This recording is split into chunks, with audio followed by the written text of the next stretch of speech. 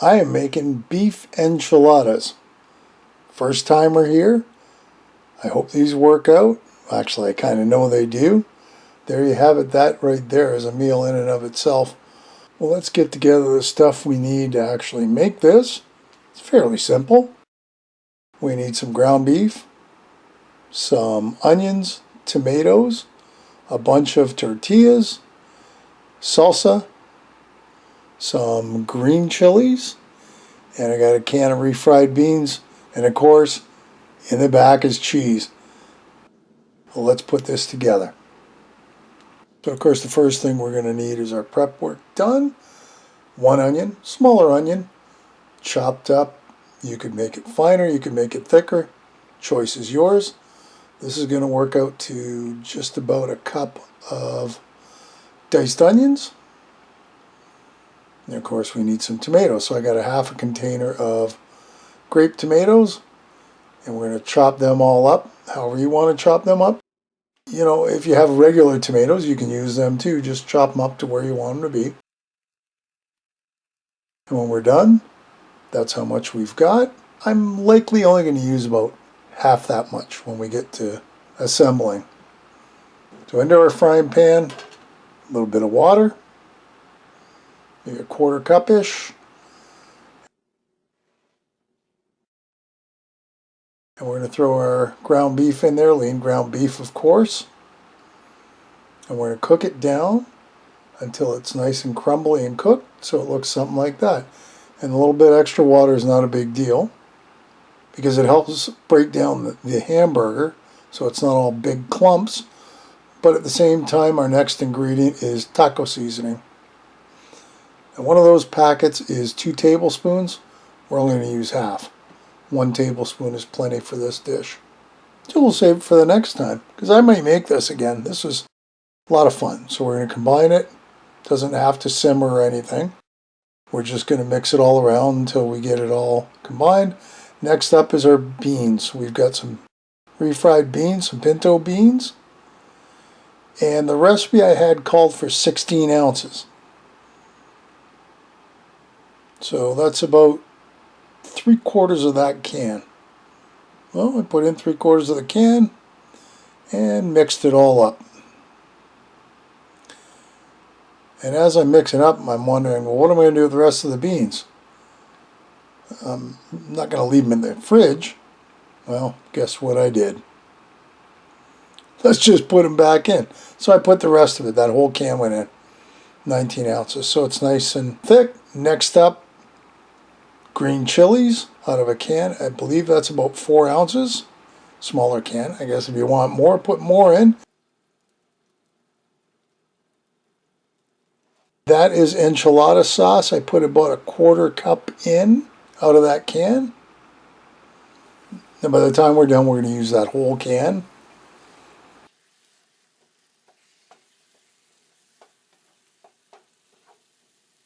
This is looking good. Everything's all nice and combined. So we're going to give it a taste, make sure it tastes good. And it does taste really good. Let's take it off the heat. And to it we're going to add our onions. And I'm not too worried about them being cooked. Normally I would saute them, but I'm not going to. And half of the tomatoes we chopped up. And we're going to mix this together just enough to get it all into one piece. And I found a hunk of onion I forgot to dice. We don't need a big chunk of onions.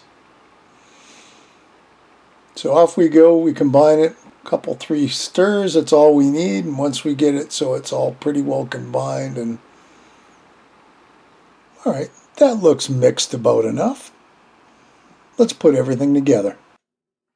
Here's our baking dish. I decided to try a glass dish, but I guess if you want steel one, that's fine too. Gave it a spray. I didn't want anything to stick. And another quarter cup of the enchilada sauce, which you spread out on the bottom. Quickly became apparent I didn't have enough enchilada sauce. I'm making another pan of enchiladas without beans in it, so I kept thinking I was going to have to use it, which I didn't. So what I did was I went to this jar of salsa and threw some of that in too. And that's just to give it a little bit of liquid on the bottom so it doesn't burn when we're baking it. So I've got 8 tortillas, and these are the large ones. The recipe called for kind of medium ones, but I thought, that's all I had. So let's use them. So what I'm going to do now, ground beef mixture, attempt to fill up each one of these tortillas and put like an eighth in each one. So hopefully I can get the measurements fairly close. I'm just kind of eyeballing it right now. And I filled each one as I went along.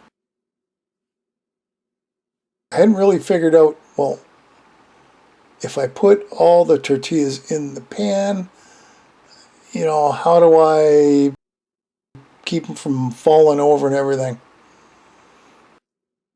But as you can see, I got the 8 all done, one by one. I figured at this point I'll just work backwards.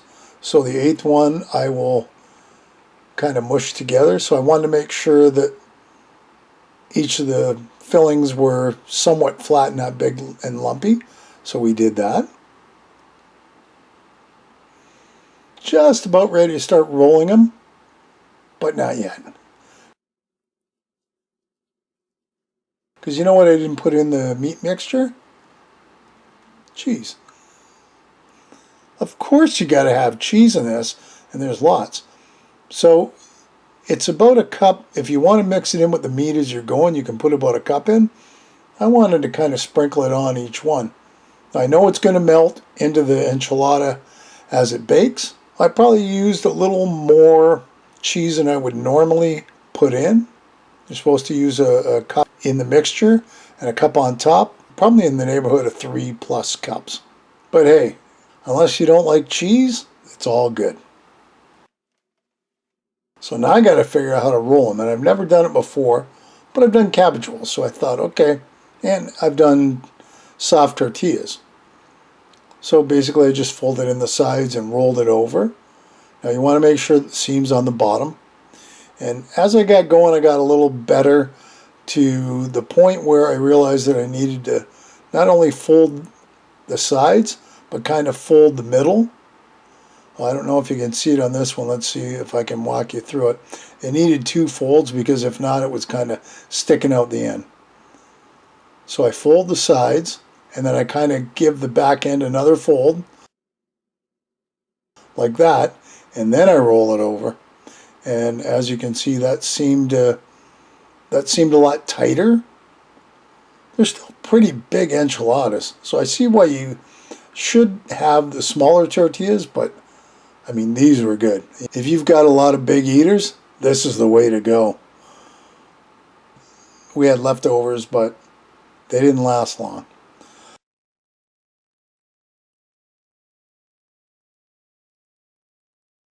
So now I'm just kind of tucking them all in and making sure all the seams are on the bottom. Well, I should have poured the whole enchilada sauce in, but I didn't. So I kind of done a 50-50 mix with the salsa. And now I'm just going to pour it on top, ever so carefully and evenly. Because as with cabbage rolls, I'm pretty sure that the enchiladas need that moisture so they don't get all rock hard in the oven. So once I'm done, I realized that there's nowhere close to enough for what I actually needed. So I had to go back to the well and finish off the enchilada sauce to get the proper coverage. I probably could have put a little more than what I even put there on. But I mean, live and learn. So now the rest of the cheese is going on the top. And of course, it just didn't look like enough. It was. Tin foil at the top. You want to spray the inside of the tin foil so the cheese doesn't stick. So we got it all nice and foiled up and ready to go in the oven, 350 for about 20 minutes.